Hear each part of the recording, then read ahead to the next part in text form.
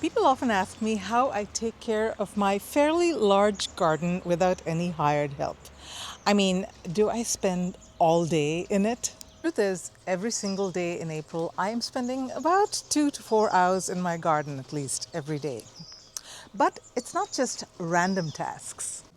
I'm using the same strategy and the same tools every day to run my entire garden. So today, instead of just talking about things, I'm actually going to take you around with me so that you see things in action and you can see my strategy coming to life. Because without that, things can get pretty overwhelming, like this seed snail experiment that I just did not get to in time. And now these tomato plants are way too big. I got to do something with them. Hey folks, if we haven't met before, my name is Tara. I garden in the Bay Area, and my job over here is to help you grow, but also to love the process of growing. And over here in the Bay Area, April is go time. Things are getting out of control very, very quickly. So if you like a real life gardening in a real garden, none of that AI stuff, then you're in the right place. And I sure hope you will consider subscribing. So every morning I walk out with the same two things in my hand, not a cup of coffee, my Felco 2 pruners, which are like an extension of my hand, and my phone, because I'm a techie and I use technology in my garden all the time. And I'm going to show you some simple ways that you can use technology to stay organized and to prioritize things in the garden. Now, my garden is a place where I come to for the beauty, for the serenity, for my mental health. And in order for that to be true, it does need to look a little bit nice. Now, I've got these gorgeous green stalks, but even they are in a little bit of a transition. There's deadheading that needs to happen. And there's dried out leaves that need to be pruned off, maybe a few dead plants that I need to yank out. And this particular green stalk I'm actually going to be completely redoing because this is going to be where I'm growing my beans. So I'm also thinking about all these projects that I need to do and kind of filing them away mentally. But I do have a limit to my mental capability as well as far as how many things I can remember. And that is where technology really helps. So one of the most useful tools that I have on my phone is Google Assistant. And Google Assistant behind the scenes can do a lot of filing away of things and thoughts for you. So for example, if I want to redo this green stalk and I need to remember to do it this coming weekend or maybe tomorrow, Sunday, I would say something like, "Hey Google, remind me on Sunday at 9 a.m. to refresh my Joy Choy beanstalk and to plant up bean seeds." Okay, I've set a reminder for tomorrow at 9 a.m. to refresh your Joy Joy beanstalk and plant your bean seeds.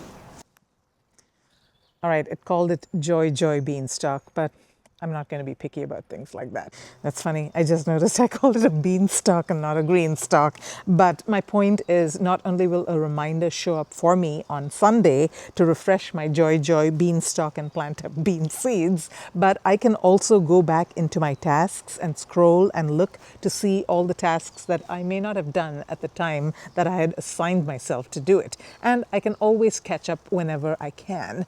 And that's why I call this not my to-do list. I call it actually my forget list, because once I've got it in here, it's in here. I can forget about it. I can make space for new things to remember in my shrinking brain. And I know that I will never forget to do an important task. It's really helpful not just for the garden, but for tasks around the house and all kinds of things that I need to do. Google Tasks and Google Assistant are, gosh, so important in my life. Yeah, so with my Felco pruners and my phone in my pocket, I am not just deadheading and pruning things off. I'm also thinking about future projects that I need to do. By the way, don't you love the beautiful red Russian kale here and my onions? I can't wait to harvest these onions. They're just starting to bulb, but these lovely red Russian kale leaves, they're going in a soup today. I went and got a harvest basket. This is actually Green Stalk's seed starting tray. It's part of that kit, but it doubles up nicely as a harvest basket. And I figured, why not harvest some stuff while I'm talking to you guys? Let's go get some carrots.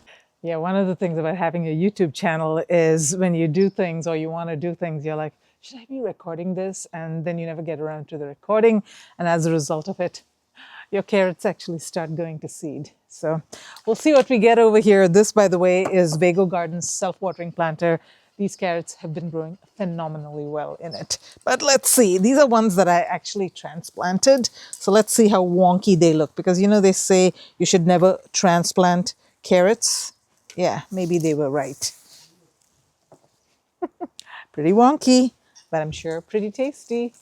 Let's get the rest of these done. I'm actually going to be using this planter to plant up my moringa. Ooh, gosh, is that a big carrot? It's pretty difficult to harvest now. Carrots, you're supposed to push down and then pull up because that kind of loosens the soil around them. I didn't do that. I sometimes forget. But oh boy, this is a large plant and the carrots are not that large. Oh well, it grew really well on the top. I was really expecting a better harvest than this. I am sure the carrots are delicious though. The homegrown carrots are always so much sweeter. I wonder why they are so wonky because the soil is great and they got plenty of water because this is a self-watering planter. But I guess my transplanting, maybe I just didn't put the plants in properly. Not really sure what it is. So we'll have to do this again and see what mistakes I made. Maybe I won't transplant next time. I'll put the seed in directly. But now this planter is ready for my moringa plant. Now my moringa plant is actually a tree. It's a short tree. I'm not going to let it get more than maybe 3 or 4 feet or so. But these planters are amazing to grow little trees in. I've got a tamarillo tree that's growing so well in this planter. So that's what I'm going to be using it for. Yeah, these are some wonky looking carrots. I'm a little disappointed, but I find these carrots really amusing too. Look at this one. He's like sitting and he's got a tail that's kind of curved around. My son was walking by and he's like, Mom, those are some freaky looking carrots. And I'm like, yeah, they are, but they're super entertaining. Yeah, we keep things real over here on the Green Love channel. Let's see if I have any more luck with beets. Now, beets usually grow really nicely in the green stock. Ooh, I've actually got a nice size one here. Look at that. That's pretty good. I've got some smaller ones as well. But usually you don't want to go more than, I would say, these are red Detroit beets, by the way. You don't want to go more than maybe a couple per pocket.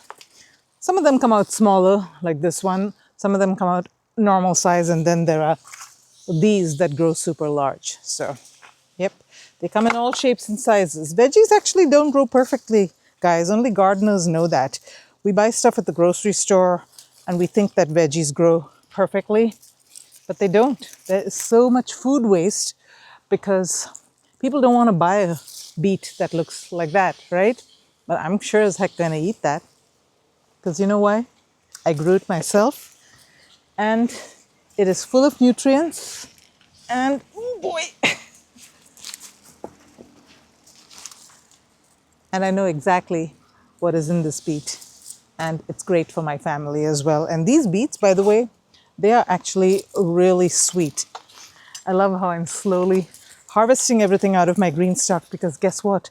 Summer is just around the corner and I really need to get these green stalks cleaned up and ready for my summer plantings.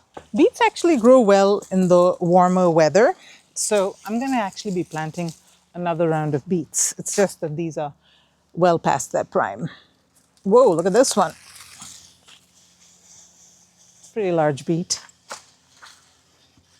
See, this is what I mean by you can grow 2 decent sized beets in the same pocket. And then if you grow a third one, it looks like this. Ooh, this is ready to set seed. Okay, my harvest basket got pretty full pretty quickly, but this is part of my daily routine. I do harvest a bunch of stuff. The joy of abundance. I'm probably gonna have to pickle some of these beets. By the way, don't you love my new garden sink from Vego Garden? I'm like a kid playing with a new toy, but it's so lovely to have this right outside in my garden so I don't have to take all of this dirt into my house and wash it in my kitchen sink. So here's something that I actually do a lot of that I don't actually talk about in my videos. And that is I spend a lot of time just sort of looking and staring at spaces and at plants. For example, I've actually been staring at this space with this fountain for quite a while. We got this fountain secondhand. Someone on next door was giving it away. I loved it. I love the lion. I love just the whole concept of the water flowing from it, and it just looks beautiful. However, I am surrounded by oak trees and they're constantly dropping leaves and debris into it. And as a result, I just found myself constantly needing to clean up the water. And then there were the mosquito larvae that I had to manage. It was just one more thing. So while I do love water features, I decided eventually that I am going to stop using it as a watering feature, instead use it as a planter. So what I've been doing is I've started collecting plants from around my garden and just sort of keeping them here and there, positioning them.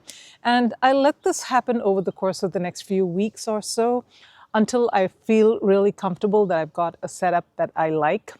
And I did the exact same thing in my succulent garden, and I'll show you that in just a moment. I also had a fountain over there and I replaced it with a succulent garden, and I'm so thrilled with how it turned out. Yeah, so this is the succulent fountain that I was talking about. I mean, it's a beautiful fountain and it looked really nice when it had water in it. But again, the oak tree just kept dropping debris into it. It was just unsustainable for me. And look how gorgeous it looks as a succulent garden. I have a friend who gave me all these succulents, most of them actually, and I think about my friends who give me plants whenever I see the plants that they give me. I just love sharing plants and I love receiving plants. I feel like this garden is a mosaic of memories of lovely people in my life. Yeah, so the work in a garden is never done. It is a journey and it is constantly evolving and changing. And as I see one stage of it, I am thinking about what the next stage will look like. And there's my cat. Hey, Hori. So here's another little something that I do every single day. And that is I am either sowing seeds or I am transplanting something. I've got to plant something every single day as much as possible. And for that, this is another tool that is highly invaluable to me. Oh, by the way, none of these things that I'm showing you are sponsored. These are just tools that I really use and really love every day. And I think that maybe they'll be helpful for you as well. But this right here, this thing, dangerous thing that I'm dangling in front of you, is a Hori knife. And it functions as a trowel, a digger, and in a pinch you can also use it to cut twine because it's got a serrated edge and a kind of semi-blunt, sharp edge over here. But I love the markings as well because when I am planting things, I want to do depth. So I've got to plant garlic 4 inches down. I can easily see how deep I need to dig the hole. So this thing, I mean, I've actually got 3 of these Hori tools because my garden is kind of spread out and I just don't want to keep walking from one end of the garden to the other to get this totally indispensable tool that I don't even know how I ever lived without it. Trowels are great. I guess they can substitute in a pinch, but this thing, this is where it's at. This is something that I think every serious gardener needs, is a Hori tool. Now, another tool or piece of equipment that I use all the time in my garden, you guys, I love it. It's my gorilla cart. And this thing, like I said, I've got a decent sized yard. Taking things around, for example, I've got this bag of fertilizer over here that I do need to get to my garden shed on the other side of the house. I'm not carrying it. I've got this for it. Now, I used to have a wheelbarrow. Those are kind of awkward for me now to maneuver, but this thing, the beauty of it is, let me show you one more time without these in it, is not just you use it as a wagon to drag things around, but it substitutes for a wheelbarrow as well. You put soil in here. I actually sift my compost into it. I've got a sifter that fits this exactly. It's pretty standard size.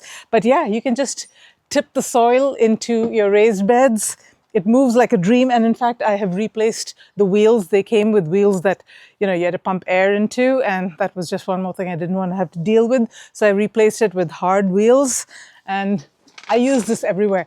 In fact, oops, my husband and I kind of fight over it because he wants one of these too. And eventually we went and got another one for him. Let me show you the monster gorilla cart.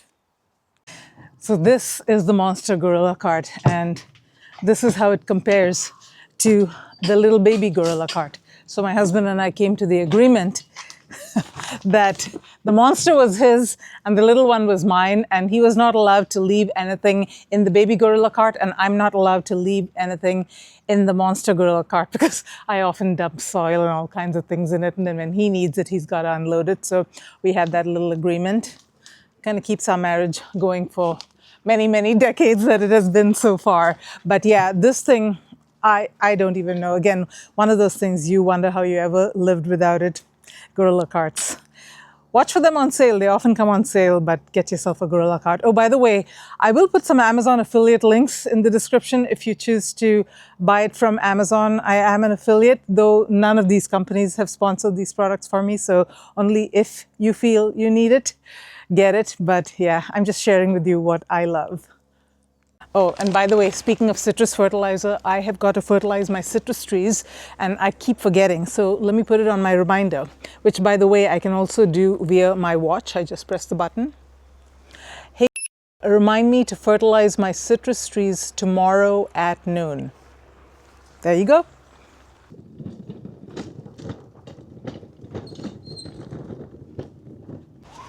So I've brought you over here to my compost part of my garden. Now, being organized is a really, really critical piece to being able to manage a large garden. If I was not organized, it would be chaotic. I would be overwhelmed constantly. So I have trained myself. I'm not naturally a perfectly organized person, but I have trained myself to get at least a little bit more organized about the things I do around the garden, just because there is so much to do. Google Tasks really helps keep me in check. The other thing is kind of organizing my spaces in a streamlined manner. You saw how I have that potting bench, and it's just a one-stop where I can do my potting, I can wash my hands, I can wash harvest from the garden. It keeps things nice and organized. This compost spot is another spot that really helps keep things organized for me. It's funny that I'm standing here in what I would consider the messiest part of my garden and talking about being organized, but if you were to see my compost space like a year ago, I had like 12 compost bins and they were spread out all over my garden, and I had yard waste piles everywhere, and the compost bins were in various stages of completion. So whenever I needed compost, I didn't even know which compost bin to look at. Now things are very different. I've got this large compost bin. This is from Vego Garden. It's their modern compost bin. It's an amazing compost bin. I actually did a little snippet of me harvesting compost in a prior video if you want to check that out. But yeah, I've got a couple of tools over here, a little shovel kind of thing, a little, not a little, a pronged, what are these even called? Whatever it is, this pronged thing. And I've got my compost sifter over here. Oops. And I've got a bin next to this compost bin because over here, actually, let me bring you up closer so you see what I'm talking about. Yeah, so this is primarily for my yard waste. So get this out of the way. And yeah, so you can see the carrots that I just harvested. I put the tops over here, and then I've got this bin with all these beet greens. Yes, I know you could eat beet greens, but I've got so many, you guys. My family is a little sick and tired of beet greens. But yeah, sorry. Put this over here. And then, because I've got so much greens, I need some browns as well, right? So that's what this bin is over here. This is where I have stored leaves over the course of fall of last year. And so whenever I put any greens here, I also top it off with a layer of browns. I'm not going to do it one-handed right now, but I just want to show you what I do. And then from over here at the bottom, get this out of the way. I'm putting this over here just to prevent rats from kind of burrowing underneath. This surface that it's on is not very stable. But yeah, all I need to do is lift this up.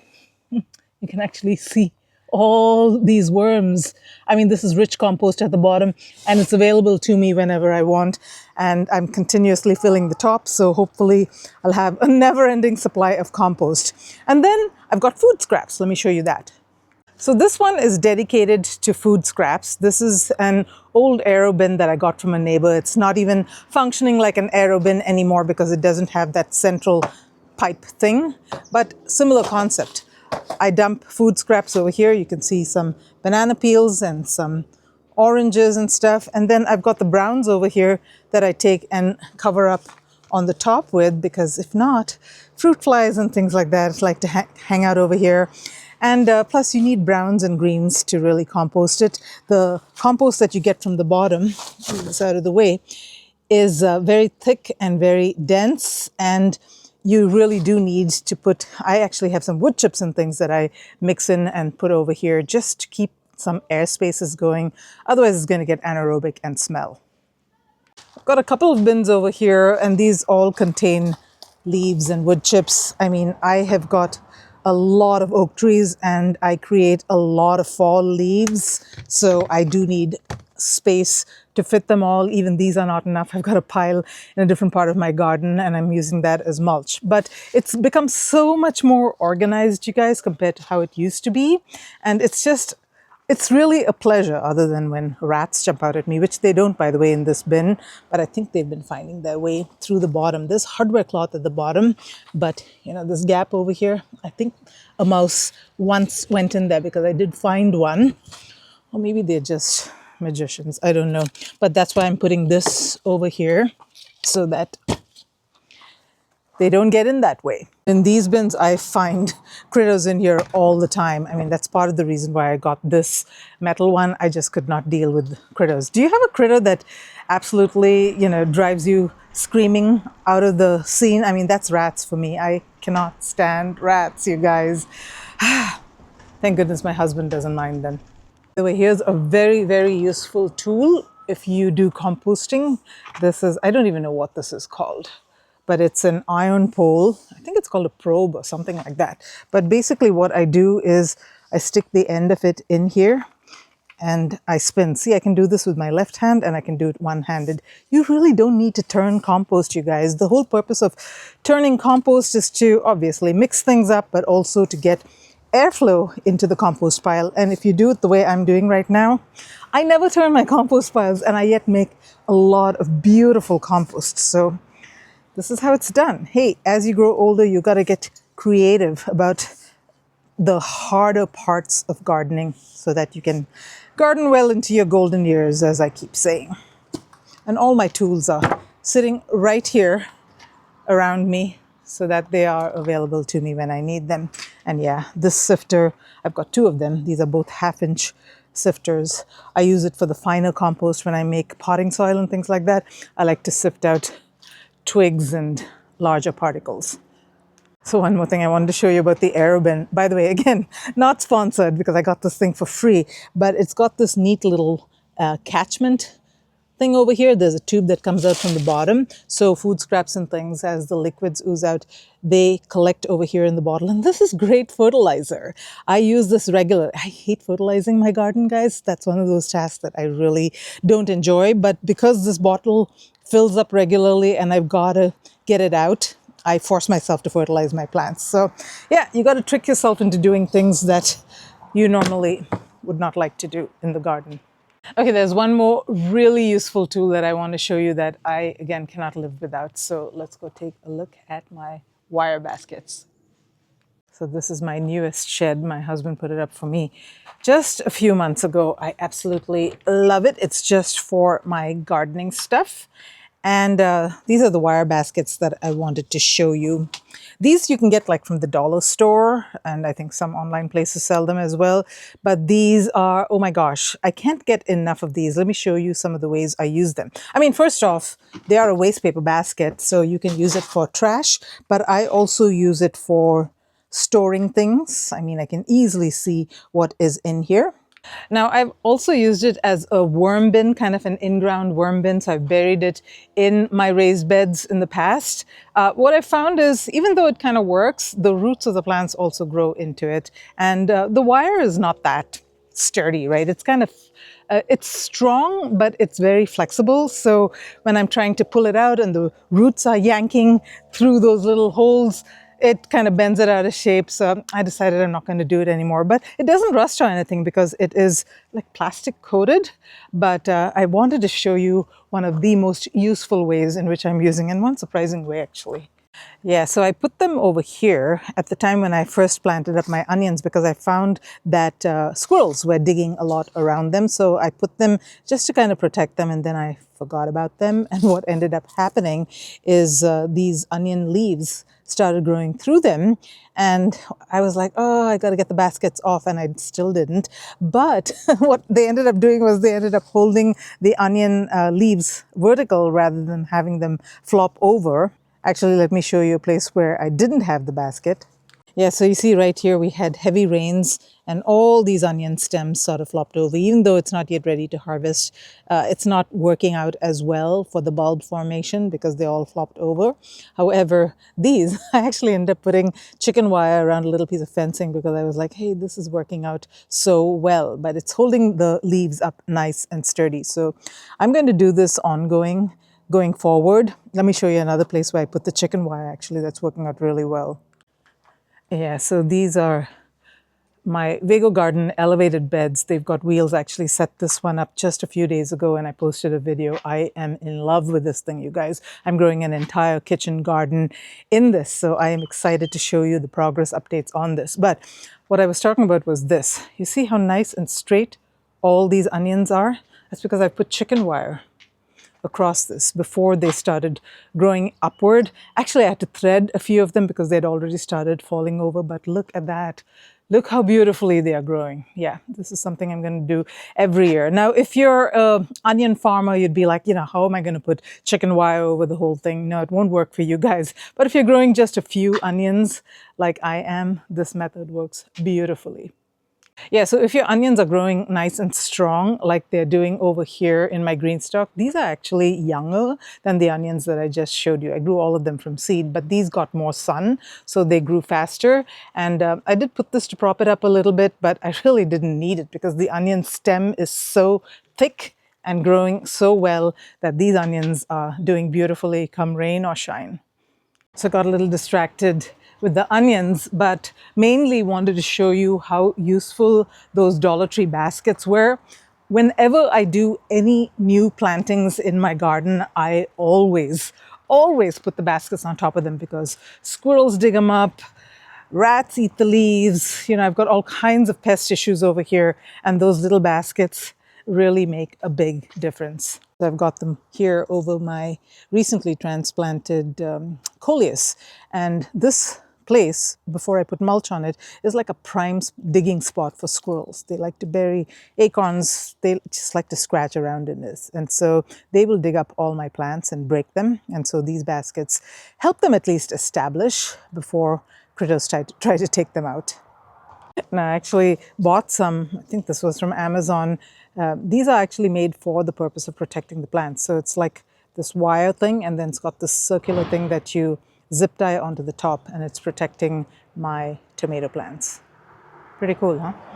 Yep, so my gorilla cart, my wire baskets, my Felco pruners, my Hori tool, and my Google Assistant all help me keep organized in the garden so that I can truly appreciate it to the fullest and not get overwhelmed. So tell me in the comments below, what are your favorite tools to use? Do you have any overlaps with mine? Do you love your Hori tool as well? Your Felco pruners maybe?